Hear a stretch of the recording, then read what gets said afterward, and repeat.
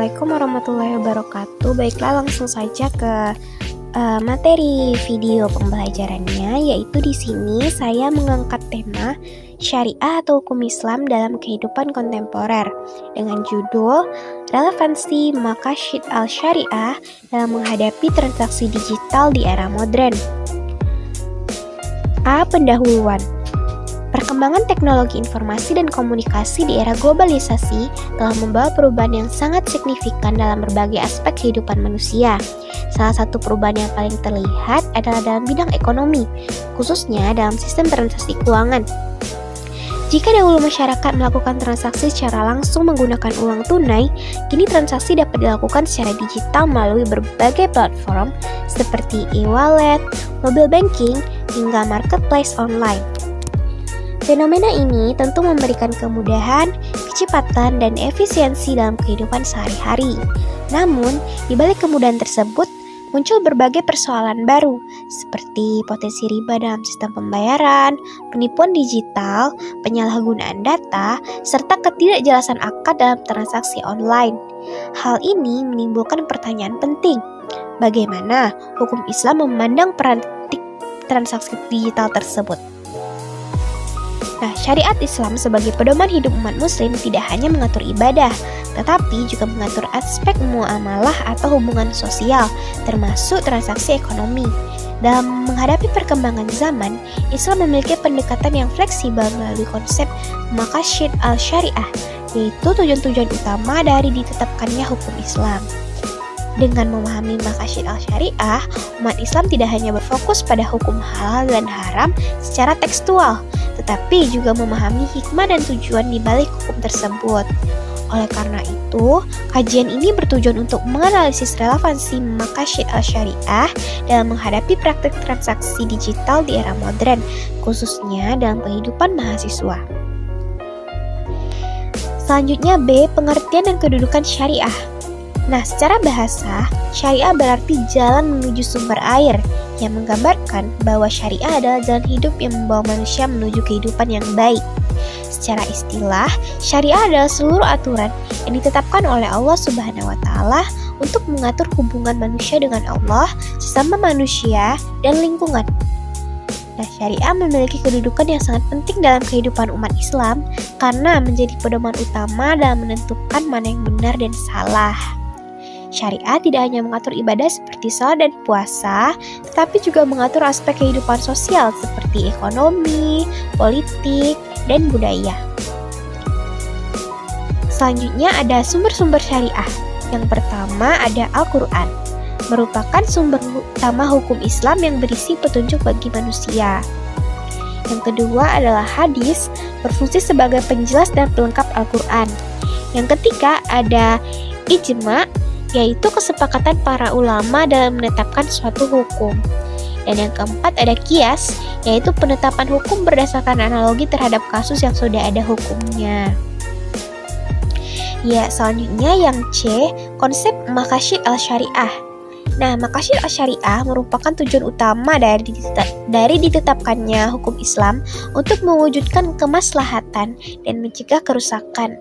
Nah, yang pertama itu ada daruriyah atau kebutuhan primer, merupakan kebutuhan yang harus dipenuhi untuk menjaga keberlangsungan hidup manusia, meliputi menjaga agama atau hifz ad-din, menjaga jiwa atau hifz an-nafs, menjaga akal atau hifz al-aql, menjaga keturunan atau hifz an-nasl, dan menjaga harta atau hifz al-mal. Nah, contohnya larangan mencuri bertujuan menjaga harta, sedangkan larangan minuman keras bertujuan menjaga akal. Yang kedua ada hajiyah atau kebutuhan sekunder. Nah, kebutuhan yang jika tidak terpenuhi tidak merusak kehidupan, tetapi menyebabkan kesulitan. Contohnya, adanya kemudahan transaksi digital untuk membantu masyarakat beraktivitas tanpa harus ke bank. Yang ketiga ada tahsiniyah atau kebutuhan tersier. Nah, merupakan kebutuhan yang berkaitan dengan keindahan, etika, dan kesempurnaan hidup. Contohnya, etika dalam bertransaksi online seperti menggunakan bahasa sopan dan tidak menipu. Nah, selanjutnya kita lanjut ke yang D, analisis transaksi digital dalam perspektif syariah. Nah, transaksi digital merupakan bagian dari muamalah yang pada dasarnya hukumnya adalah boleh atau mubah, selama tidak bertentangan dengan prinsip syariah. Nah, yang pertama yaitu ada contoh transaksi digital. Contohnya adalah pembayaran menggunakan e-wallet seperti Dana, OVO, atau GoPay. Ya, selanjutnya ada belanja di marketplace seperti Shopee atau Tokopedia. Nah, selanjutnya ada transfer bank melalui mobile banking. Dan ada sistem pay letter. Nah, yang kedua yaitu analisis berdasarkan maqasid al-syariah. Nah, poin A, menjaga harta atau hifz al-mal. Nah, transaksi digital yang membantu menjaga harta karena mengurangi risiko kehilangan uang tunai dan memudahkan pencatatan keuangan. Contohnya, mahasiswa yang menggunakan e-wallet dapat melacak pengeluaran harian melalui riwayat transaksi. Yang B yaitu potensi riba. Nah, beberapa layanan seperti pay letter atau pinjaman online mengandung bunga.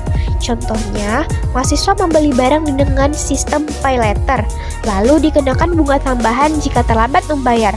Nah, ini termasuk riba dan dilarang dalam Islam. Yang C yaitu penipuan digital.